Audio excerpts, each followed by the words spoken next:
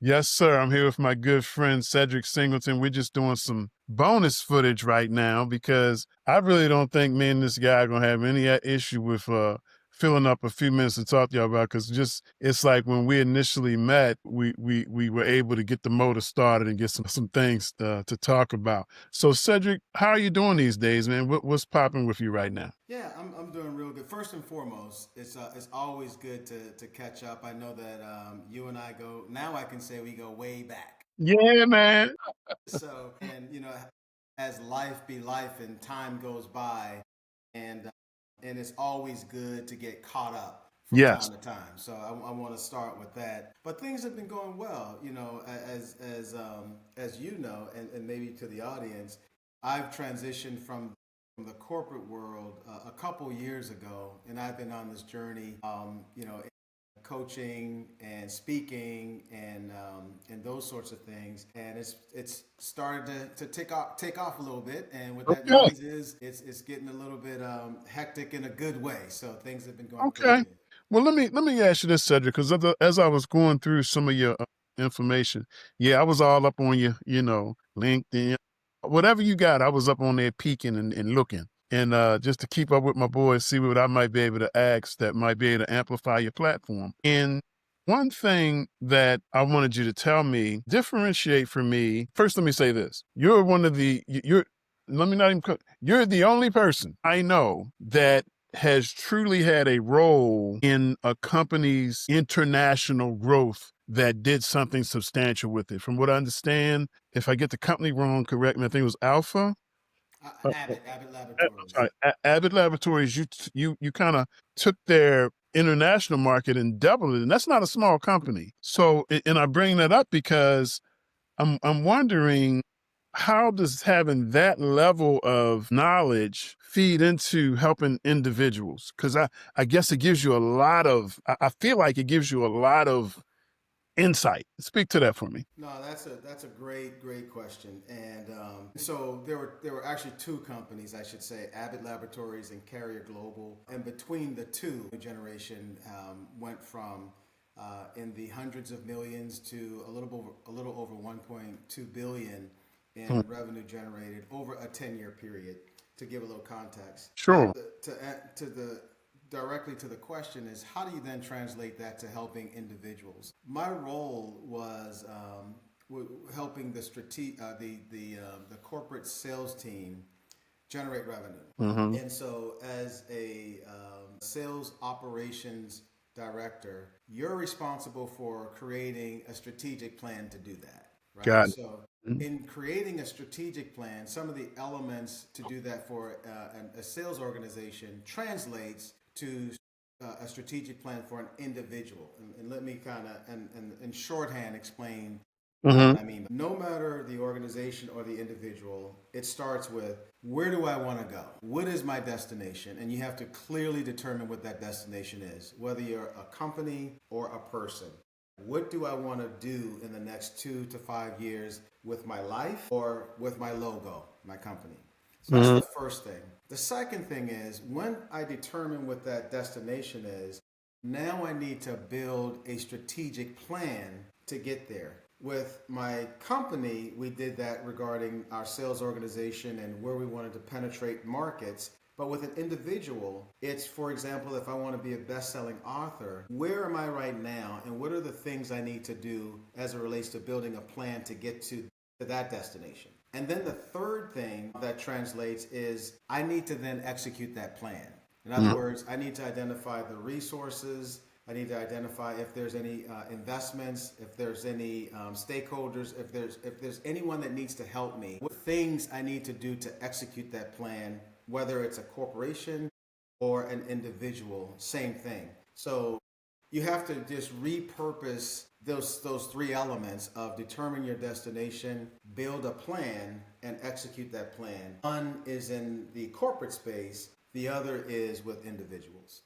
Where do you get the most joy right now? Because well, let me ask you this. Some folks say, Mark, man, you've been doing different things. When are you going to retire? But I'm gonna tell you what I see as retirement. I see retirement as not having to do things for money because I have to work. and doing what I want to do and making money doing that. I don't know if that is that clear? It's Yeah, very clear. yeah. So how do you view retirement? Yeah, in the exact same way. Yeah. And when you were asking where do I get the most joy, I'm going to throw a curveball at you. Come on. So between the corporate clients that I have and even the individuals that I coach, I enjoy those things, but I actually also work with high school and middle school young men in a different area with my fraternity, and that is where I get the most joy.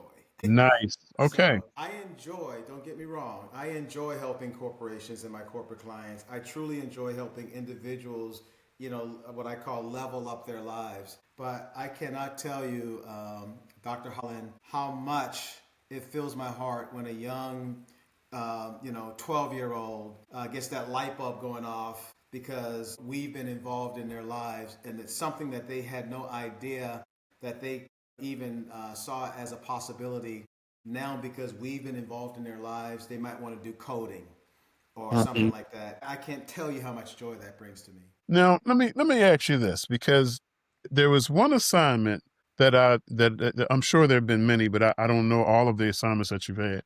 But there's one assignment that I wished I could have been on with you when I looked at it, and that was when you were a part of the team that went to visit some HBCUs. And so, what I'd like to know from your experience visiting those HBCUs, did you experience any full circle moments where you said, "Man, that's little sad. I recognize this guy." Did you have any situations like that? Well, first, I felt old, but I had a million of those moments. Ah. And in addition to that, and I have to say this, I don't want to start no beef. Mm-hmm. I graduated from Howard University, and we visited Howard, we visited Hampton, Morehouse, Grambling, Alabama A&M, and I got to be honest Mm-hmm. and say that of the schools I visited, the school that brought the most heat, I got to say it, and I'm a Howard grad, was Grambling. Okay. Okay. Grambling was no joke. So I just Okay. got to say, I got to put that on the table. But Okay. having said that, all of those young people give me a lot of hope as to where this country can go. Mm-hmm. They are some of the smartest young people I've ever been around. I mean, I think the combination of us being in this technology age and where their minds are and some of the things that they're thinking about, it is amazing, the things that they are pondering. But yeah, it does make me think about young Cedric. No question about that. But these campuses are filled with, I think, the next leaders of our country. And I think we're in good hands. There's a lot going on, no question. But I think we're in good hands. Well, I'm gonna give you a pass, because what I expected from you as a Hampton grad, I expected you to go there, but I'm gonna let that go, because it's like I'm gonna take it from the aspect of any given Sunday. You don't know who's gonna show up that day. That's why we play the game. Right, So right. Grambling brought the heat during this tour. Big ups to Grambling, and I'm Indeed. and I'm gonna save the Hampton Howard repertoire. I'm gonna let that go for now. Yeah, yeah, yeah. I mean, one started off as an institute, one has always been a university. But go ahead, keep going. I had to give you one. I knew it was sitting there. I had to give it to you. I had to. I had to. So, use the word destination when we were talking about your global efforts. And can I just say that destination is the same as an individual having a goal? Can I Yes. say that? Okay. And then so you said three things. So basically I think what I'm hearing from you is, and please correct me if I'm wrong, please, because I really want to know. I think you're telling me, I don't care whether you're going global or whether you're trying to fix your kid's bicycle and teach them how to ride. The first step is to have a goal, right? And then that second step, have some milestones under that goal that you have to reach, and then you can reach that final destination. So that should be good news for all of us, simply because we've been doing the thing. You know what I mean? But while we look to you, even though this might be a stretch for a Howard grad, no, I'm not going to go there. Let me take that back. We're used to it. We're used to it. No, let me You always come for the king. let me take that back. No, no. What we need from you as a person who is about peak performance is okay. I've been hearing this since I was young. For me, it's always been three things: decide what you want, decide what it takes to get it, start doing it now. Those are three things that a gentleman who was a multi-billionaire, those were his steps. I hear that. So, okay, I heard that. But what makes me be able to perfect that? Why do I need a coach to help me work through that? That's another great question. So I'm going to start by saying I believe that coaches, which I am a coach and I have a coach. Okay. So I want to start just by my fundamental philosophy that everyone could benefit by having a coach. That's just Yes. my belief, and I as a coach have one. So I'm going to say that. But a part of why I think in what I coach on, which is as I mentioned earlier, leveling up your life as it relates to your aspirations, is because the trend now is the saying that life be lifing. Yes. Real truthfully speaking, there's so many things that happens in one's life that become distractions that kind of knocks you off your square. There's a statistic that I like to quote, and this is a recent Gallup poll. I want to say it was 2004, so a little dated, but it still, I think, holds firm. Mm-hmm. And it states that only 6% of us achieve our dreams. Hmm. 60% of us are not happy at work, and nearly 1 in 5 are miserable. But here's the key: 80% of us have no plans. Mm-hmm. So, to answer your question a little bit with a little bit more succinctness, the reason is that because although all the ingredients are there to make the cake, very few of us make the cake. Mm-hmm. Very few of us. And so, what people like myself do is we just help you with proven methods. I am certified through John Maxwell, who's the leader in the space, and there are techniques and different methods. I also use some of the methods that I've helped my organizations and even my corporate clients. You had mentioned earlier, how do you take the tools from the corporate world and apply them? I've repurposed some of those tools that are proven as well. And Mm-hmm. so I'm saying all that to say what I bring is structure. Got it. So the structure is number one. But then the other part, and I want to really underscore this, I firmly believe that we all have our unique gifts, Mm-hmm. right? And bringing those gifts, I like to say you got to take that passion and those gifts off the shelf. And when you take them off the shelf, you need to put them in this structure, in this framework to win. And the difference between winning and not winning are those statistics that I quoted. Is that when you? I don't know when you first came upon that 80% figure, but is that surprising to you that 80% of the people here don't have a plan? It's not. It's not surprising to me because of the work that I do with my corporate clients. Most of these corporate clients that have all the resources in the world oftentimes don't have effective plans. Mm. So even though they may have plans, one of the reasons why I'm hired Mhm, is mhm, because they need help in that area. And some of the reasons are the same reasons that individuals need help. In the individual world, life be life in, but in the kinds of things that happen in the corporate world as well, that the minute that fiscal year starts, then you have to rely on achieving what they call shareholder value. mhm. And that is what is going to get your attention. So putting plans together around running your business kind of starts to slide away. And if you don't have, a consultant like myself to help you,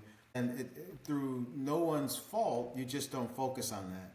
So in the same way with individuals who have to feed their kids, who have to go to work, who have doctor appointments and all that stuff, the same thing happens. You just don't have the structure to focus and spend the time on building a plan. So 80+% of us just never get there. Mhm. Cedric, you said that most of your fulfillment, and I understand this because it's similar for me. A lot of times when you have organizations out, you'd like to, get with them. And how do you maintain a healthy schedule that is comprised of not only, I got to make the money, but I Mm-hmm. also have to be fulfilled. I also have to take care of my family. But from the emotional stability side, you do have kids, right? How old are they? My stepson. I know I look devilishly young, so but, so my stepson's 44 and my daughter's 31. Okay, yeah, yeah, young adults, and so they still, need to talk to you. How do you maintain that? How do you develop and maintain that kind of schedule that is balanced? Yeah, so I think the thing that I have done later in life, and I'll be very honest, that I didn't do very well much of my corporate career. So I'll talk about maybe lessons learned first. I spent 30 years in the corporate world, and I would say probably 20 plus of those 30 years, I was not good at balancing work life at all. What I learned as I started sort of working towards retiring from the corporate world and starting my own gig was I had to find that balance if I was going to really, I wanted a career after the corporate world of passion meeting purpose. That kind Mm, of was my formula. And if I was going to kind of help others reach that passion purpose equation, I had to do the same thing, right? okay. And so that became, a journey for me. And basically, it's all about just putting in the time and putting in the effort to get there. And I would say over the last, say, 10 years, it's just been being much more intentional than I Mm. was the first 20 years of my professional corporate. Understood. Listen, Cedric, let me just break for a second. I want to say thank you to those who are joining us today for this podcast, Mind the Business That Pays You. We have a very exciting and interesting guest, Mr. Cedric Singleton. We have some bonus footage for you later on, but we wanted to just go ahead and start officially. Cedric is the founder and owner of Peak Performance Leadership Institute. He's a veteran of both the U.S. Army and the corporate world. With over 3 decades experience in sales and leadership. He's dedicated his life to helping others unlock their potential through effective leadership. And he believes in family values. He's basically a person that has been a global executive driving profits for companies around the world. We're going to get into some talking with him, but welcome, Cedric. Welcome. Thank you for being here, sir. Thanks for this opportunity. Yes, Looking sir. forward to the conversation. Yes, sir. Yes, sir. So, well, let me do this, Cedric. Let me ask you this. Just kind of getting to know young Cedric. Can you share a defining moment from your childhood that shaped your character and aspirations? So, young Cedric was a child that grew up in Charleston, South Carolina. And a defining moment existed before there was this thing called the internet. Lucky you. Lucky Yeah. me. And you couldn't get news like that. You couldn't get information like that at all. And how you got information back in the day, I'm not even going to talk about the 3 TV stations Yes. Yes. that you had or Yes. the TV turned off at 12 or 1 o'clock in the morning. so we're going back then. But I'm right there with you. when I was 10 years old, I had the opportunity of taking over my big cousin Keith's paper route, right? Hmm. And that's when you delivered the newspaper. And that was a big deal back in the day because that's how everyone got their news first thing in the morning. And if you didn't get Miss Mary her paper, at 7 a.m. so she can get her coffee and her Marlboro Lights, you was in trouble. And it was a Be a rough neighborhood, day. right? It was a neighborhood paper route. So you couldn't like hide because Miss Mary was going to see you. Hmm. And so my biggest defining moment was when I took over my cousin's paper route. You had to go and be introduced, to all of I think we had about 40 customers. So introduced to all the customers, and they all told me that I better have the same customer service that my big cousin had. So that's stuck in my mind. So he taught me, and I'll kind of give you the Reader's Digest version.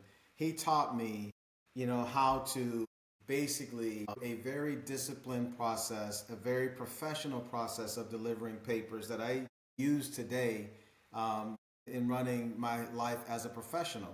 And here it is in a very quick format. Papers had to be delivered by 7 a.m. So he taught me, well, 7 a.m. is when the papers have to be delivered, but we're going to get them delivered by 6:30.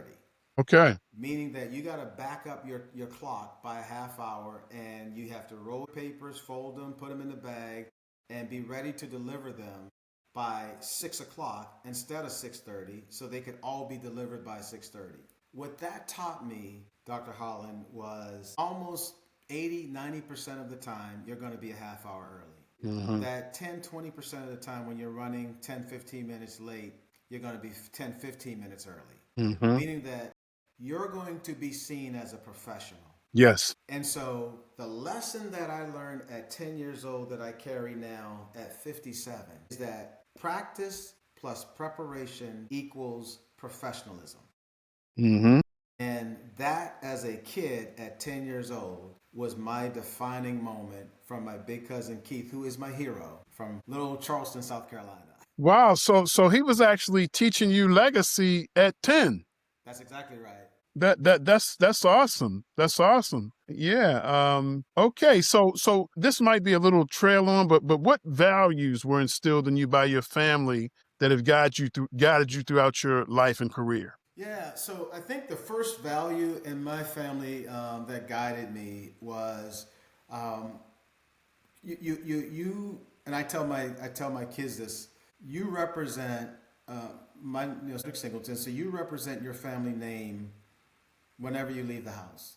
Hmm. Period. End of story. So you want to have character and integrity wherever you go, whether people can see you or not. That's what you want to have. And so, not to say that I'm perfect or any of us are perfect, but just know that if you have decisions to make, that could be a little bit untoward, just know that, depending on what happens, you're representing more than yourself. And that has been something that, again, I've taken with me, and hopefully has passed on to my kids and anyone around me. By the way, not only my kids, but even others that I might be able to maybe influence, I share that with them as well. Now, your hero Charles, I know goes in this list, but as you were being formed and coming up, were there any other mentors or role models who influenced your outlook on leadership and performance? Yeah, so along my journey, when I was in the military, one of my good friends, his name is Danny Burrell. Oddly enough, he reminded me a lot of my cousin. He was a few years older. My cousin was 4 years older.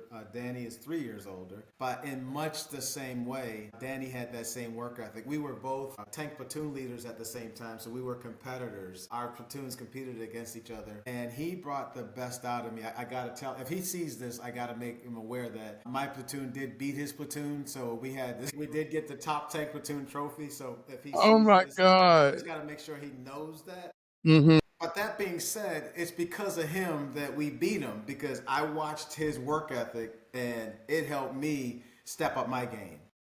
You just taught me something very important. There's an art to helping someone from under the bus as you've thrown them under it. That's right. Yeah, yeah, yes. That's right.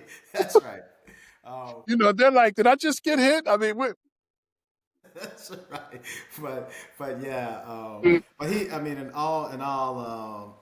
all seriousness, he is probably, along with my cousin Keith, one of the hardest working people I have ever been around, and he has had a tremendous influence on my life as well. Let me ask you this, Cedric, because I've noticed something, and it's not completely formulated, so it could be off base. But I want to ask you about it because I think it's important. You strike me as someone that is not really pressed about getting something to market if it's not complete. A lot of people feel like they have to get something out there or they're missing something.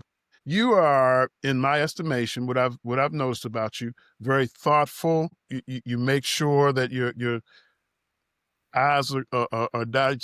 Am I right about that? And does that go back to the 10-year-old, or where does that come from? No, I think you're spot on, and I'll give you actually a real good example of that. But it does go to, I would say, that 10-year-old, because my cousin Keith, there was an, it's just so it's interesting that we're talking about this. There was an art to folding the paper, Yeah. because back then, if you rip it, you can't read it, Oh, and right.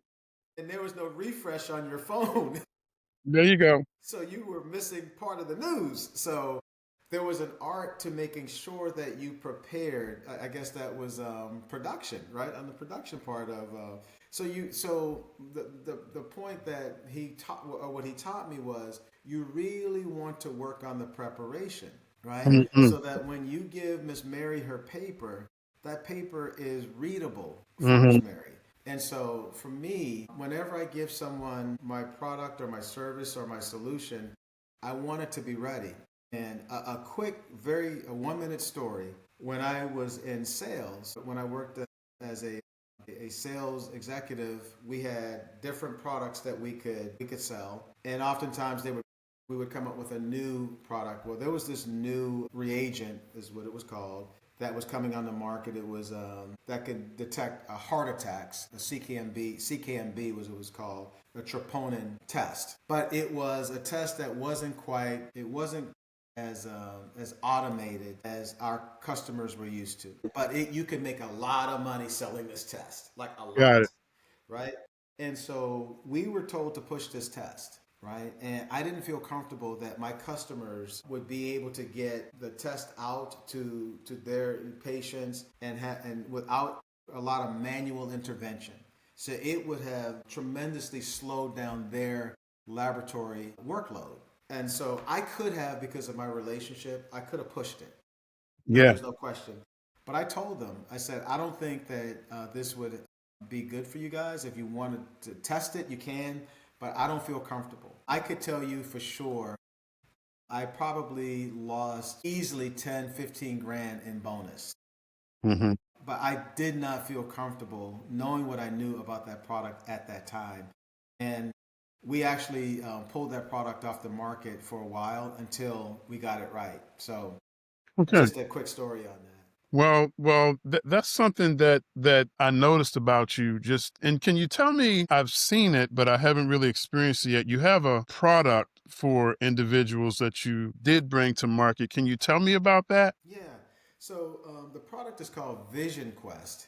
Mm-hmm. And Vision Quest is basically, it takes that statistic that I referenced earlier about 6% of people, only 6% achieving their dreams, 80% not having a plan, while at the same time 60% are unhappy and 20% being frustrated. Mm-hmm. So based on that, my solution helps individuals that's looking to move from whatever career they're in or whatever wherever they're stuck and take their dreams off the shelf in a very systematic way. Mm-hmm. It helps them determine what their real dream is, what their real passion is, but it also aligns their passion with their purpose. I always use the example that you've seen me before, and no jokes on what I'm about to say.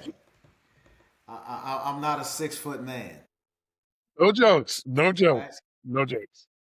I'm shorter in stature. I'm 5'6", and I'm 57 years old. So I can have all the passion in the world to be an NBA player. Not gonna happen, right? Mm-hmm. So your passion has to meet your purpose, right? Those two things have to meet. So a part of my program is to first make that alignment, to make sure that a person's passion and their purpose align.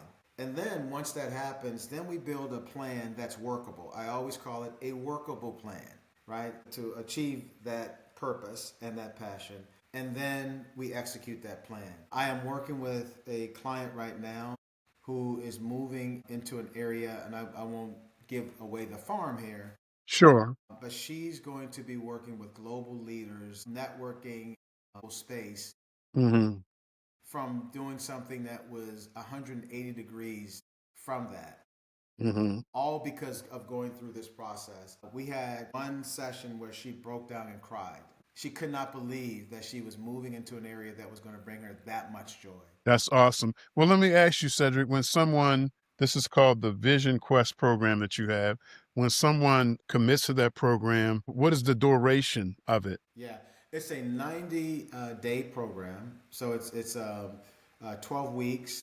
And basically, we have virtual sessions. And before the virtual session, there's an onboarding where you get a couple of videos. We also do an assessment. So, one thing unique about this program is there's a some people may be familiar with DISC or Miller Hyman. There Mm-hmm. is another type of assessment called a productivity assessment, Working Genius. Mm-hmm. Working Genius by Pat Lencioni, and I'm certified to deliver Working Genius. And what it does is it basically is about a 10-minute assessment. You get that free of charge, and it aligns your gifts or your geniuses with your passion. So you do that assessment first as a part of the onboarding. I review that assessment with you. You look at a video. I use John Maxwell's book on dreaming with intention. Mm-hmm. So all those are the tools that you use. So you get the orientation, and then you go through the 12-week program with tools and methods, etc. And what I wrote down here, and please correct me if I'm wrong, is your website is www.thepeakleadership.com. That's correct. Yes. The THEPEAK leadership.com. So please visit his website to get more information on that. That sounds like a fantastic program. So let me just double back a little bit. I'm enjoying getting to know you a little bit. I want to go back to a little bit about the high school break or make moments or some of those times. And you and I touched on the fact that unlike our kids, or unlike the younger generation now, we were afforded a lot of opportunities to blow it and they weren't memorialized on the internet. Right. Right. Right. Right. So I guess the question I was asking, what challenges did you face during high school years that helped you develop resilience and determination? Just one or two challenges. Yeah, I think the biggest challenge. So I mentioned as a kid. Well, when I was 12 years old, my mom and dad divorced, Mm. and my mom, she joined the military.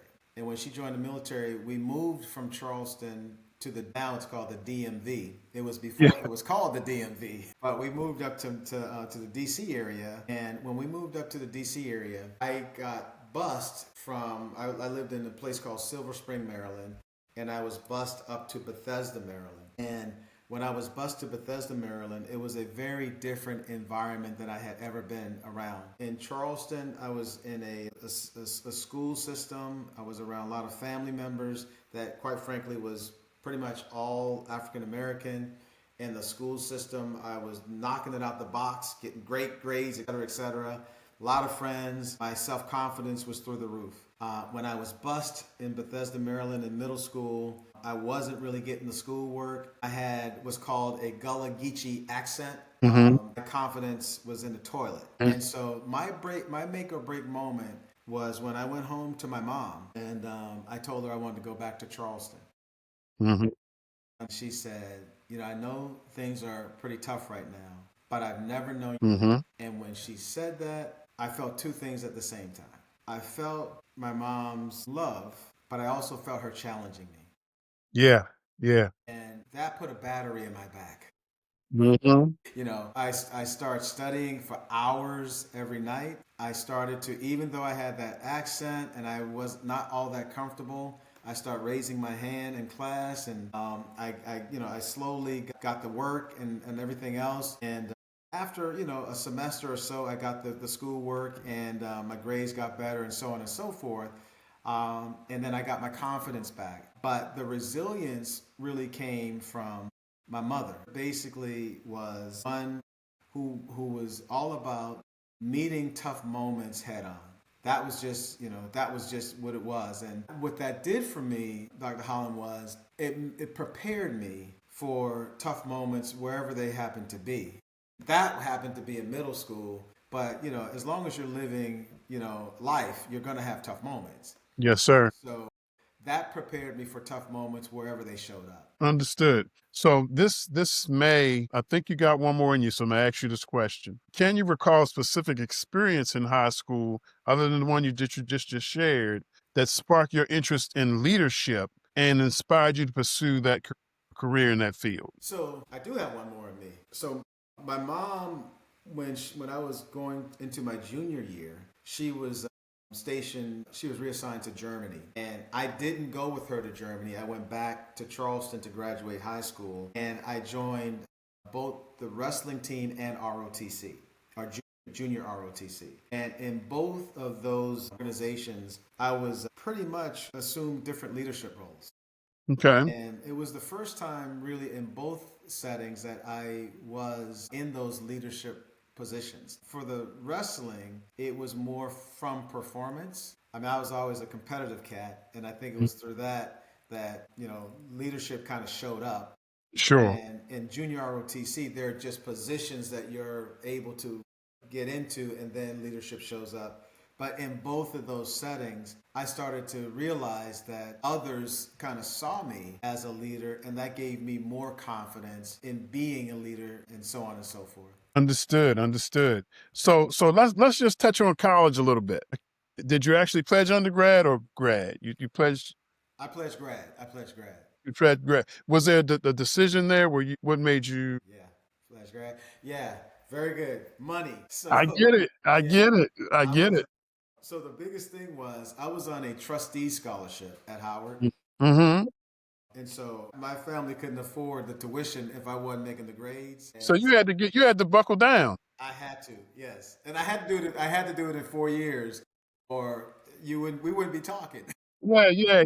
4 years or you're on your own. I get it. I get all of that. So let me ask you, how did your time at Howard shape your identity and prepare you for your future leadership roles? Yes. I think Howard really, really, really and I think this is a testament to HBCUs in general. Mm-hmm. I think what I got out of Howard was you just get a chance to be around very, very smart, in this case, African American young people, professors, etc., who, if your game's not up, Mm-hmm. there's kind of like no excuse. Yeah. Right, and what that did for me is I've said several different times that I'm a competitive person, and I am, and I think other people in those settings are as well.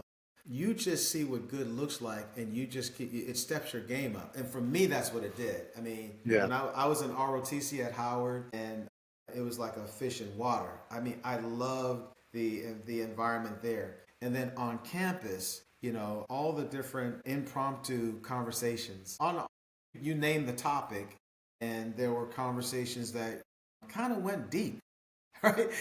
And so what that did for me, no one could tell me, right now the talk is DEI and all those kinds of things. I mean, you just can't tell me that you can't find qualified individuals or anything around trying to minimize the talents of me. Mhm. That's just not going to happen. Right?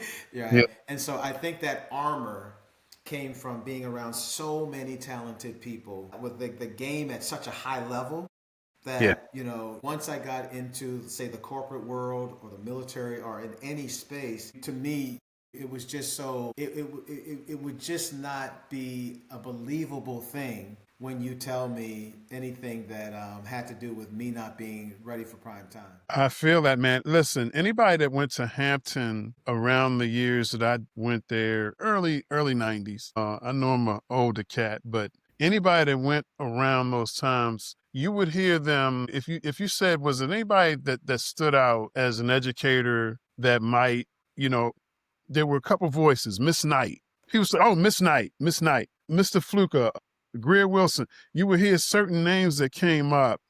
Were there certain people, staff on your campus that would say something along these lines? Because I can hear this in my head. You have got to be 10 times better. You got to be better. You have got to be better. You don't have time for these games. You know, were there voices like that? And did you recall anything like that? Anything like coming through like that? Yeah. So I was a political science major, and there were a few of the professors. Dr. Walters, he stands out for sure. He had, believe it or not, the mayor of Newark was in my class, Raz Baraka, Mm.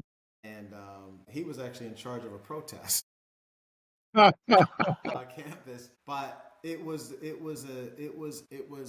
I would call it an understanding. It was an understanding that not only did we feel that we had to be better, but there was an understanding that there was an obligation. At Howard, in particular, there was this thought, right or wrong, that there were so many people that sacrificed for you to be there, Mm-hmm. and so you weren't there just for yourself.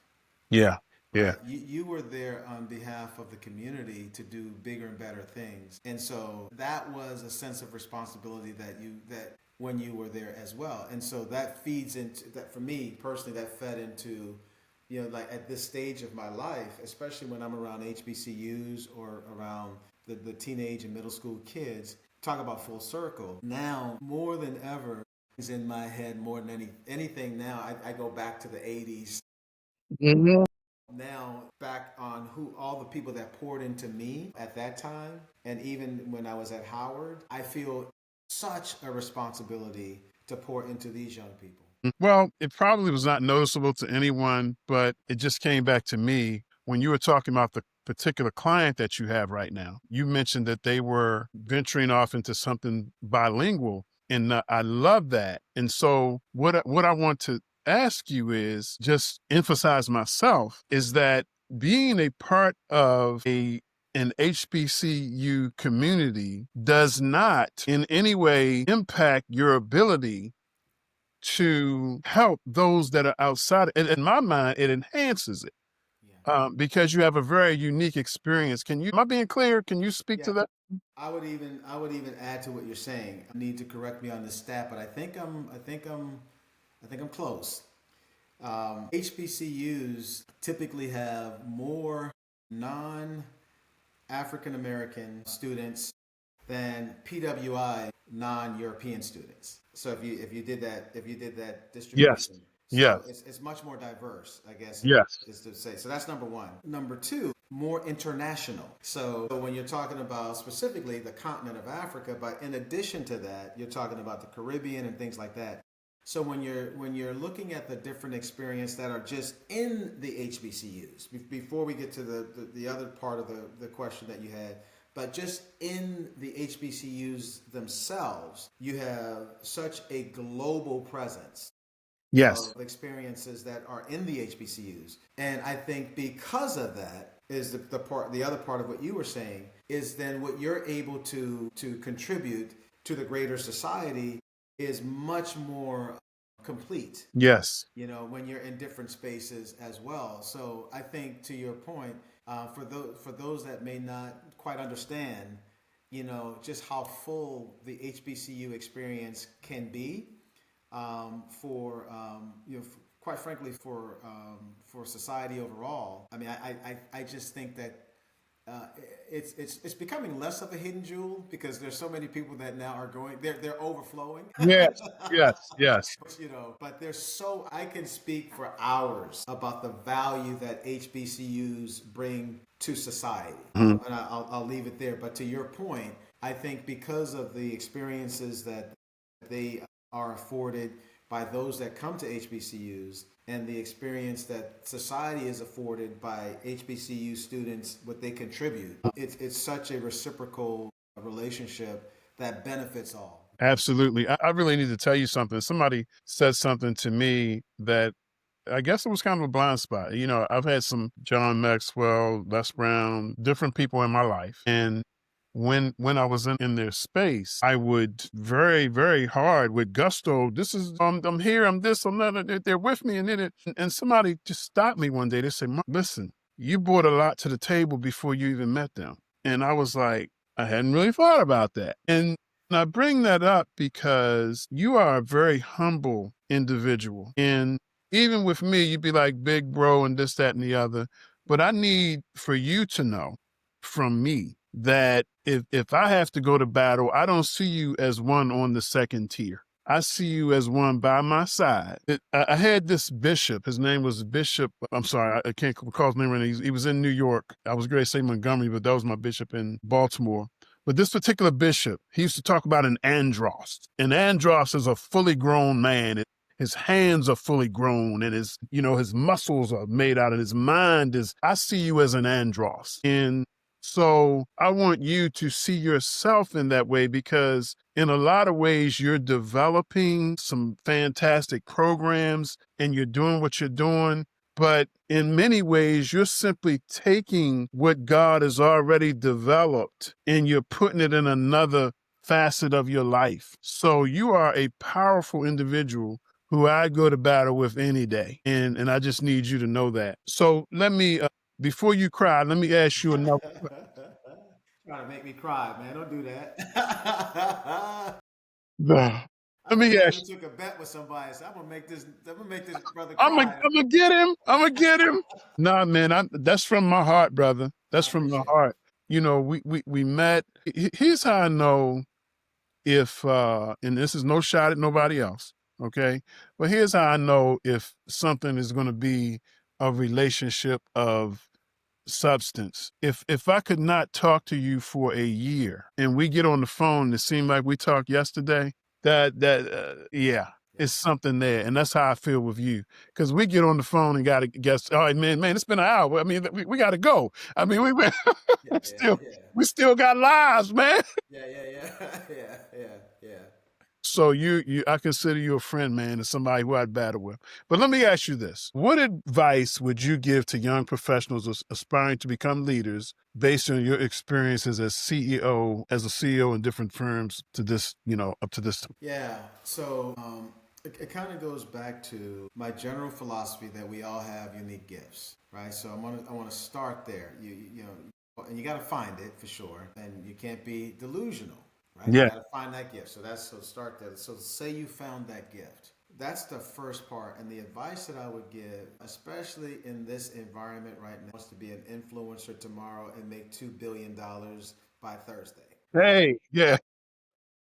So the next part of the advice, you really got to take to heart, and that is you got to do the slow process of preparation and practicing and becoming an expert, right? Mm-hmm. If Mm-hmm. you become an expert on your craft, one of the reasons why you got a Steph Curry, a LeBron James, and those cats that have been playing, for almost for even Steph is coming up on almost 20 years, Yeah. right? You got these guys who are immensely talented. If you think for 1 minute Steph is playing just because he can shoot threes, you don't know Steph. Mm-hmm. He's playing because he can shoot threes, and he practices for hours, Mm-hmm. and his body is in the shape that it's in because he takes care of it. So what I would tell young folks is, the output comes because of all the preparation and all of the practicing that you do when people are not looking. Mm-hmm. And as long as you do that, my formula for success, I call it my 3 P's, and that is practice plus preparation equals the professional. Mm-hmm. Mm-hmm. That's what I would tell you. If you look at yourself and you got to be honest with yourself, right? And you say, okay, let's say you play football for your high school or whatever, and you had a game and the game wasn't that great. And if you look back, be honest with yourself and say, how prepared was I? Mm-hmm. How was my practice? Was it clean? Was it crisp? So on and so forth. And do that with every single thing. Whether it's a test, when you get to college, or if you're an HVAC professional, whatever you do, practice, preparation, professional. Mm-hmm. If you lock that in, when my cousin taught me when I was 10 years old, it was the practice, it was the preparation, the professional. But no matter what it is, no matter what you're doing at your space in life, if you lock that in, you're on your way. Well, let me ask you this. Call you coach. Let me ask you this, coach. There's an individual watching right now. They're like, I've got my formula together, but for me, and this is them talking, what does practice look like? And before you answer that, let me say this. You're a person who you don't have to say a whole lot about. I know that you value time. The reason I know that is because if you notice, unless it's an emergency, I don't just call you out the blue. I send you a message. Hey, bro, would like to talk how so-and-so, because I value my time and I value your time. So when you're doing things and considering your time, what you have to do with your family, this, that, and the other, what does practice look like for you? And how can that translate to somebody that's getting started? Is it when you're going out and doing like I saw you at the Flux Awards? Do you consider your on stage presentations part of your practice, or is your practice something else? What does your practice look like? Okay, so let's take the Flux Award. Mm-hmm. So the Flux Award would be, I would call that the reps, putting in the reps, Putting in the reps. right? And so I wish I could show you my board. I have a board right outside. And it actually speaks to the Flux Awards. What the preparation was to prepare for that. I think it ended up being about a 28-minute talk. Mm-hmm. To prepare for that 28-minute talk, I broke that 28-minute talk into segments, Mm-hmm. right? because I knew I was going to tell a story, and I think I had 4 parts to the story. One part was like about 12 minutes, one was 4 minutes, so on and so forth. So I broke it into segments. That was the preparation. I was preparing my talk. And the practice was I went through 100 reps Okay. of my talk before I got on that stage. Okay. When I got on that stage, that was what I would call one of my many reps, because the stage to me are reps. Mm-hmm. Right? If I do a rep, that means I have prepared and I have done that breakdown that I just mentioned to get on that stage. If Mm-hmm. I get on that stage without doing what I just mentioned, that would be like when I told that kid who didn't do good at that football game Mm-hmm. to look back and say, did you really practice that week? Did you Mm-hmm. really prepare that week? That would be my equivalent of going on that stage. And if I didn't do great, I would have to look back and say, Cedric, you already know you have this technique. The technique is you break down your talks and then you do your reps on your talks. Did you do that? How many did you do? You normally do, but by the way, my number is I got to do at least 70, Mm-hmm. right? So how many did you do? You did 40?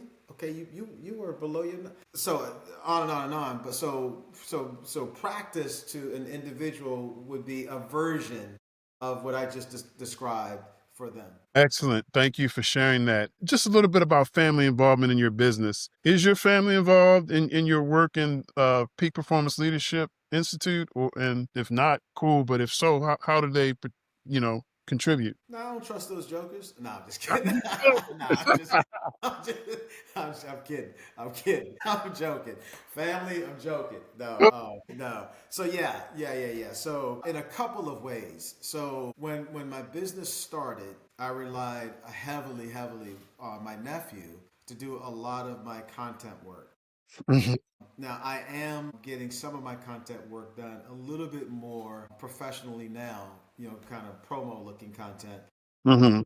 but he's still involved. I also have what I would call a dream team. And Mhm. the dream team is, in some cases, when I'm doing a show, when I'm doing my prep, I'll have them critique. Mhm. So when I talked about that, the gets tired of me having her be the audience. She sometimes she's in there by herself, but she represents like the audience. Absolutely. Yeah. Yeah. So she does that. Also, my daughter and my wife, and sometimes my nephew, they'll be kind of my crew, depending Mhm. on where I'm presenting with all my material. And so, to answer your question, I think and besides that, let me say, besides that, even those that are not in my family directly hands on, they support me as well.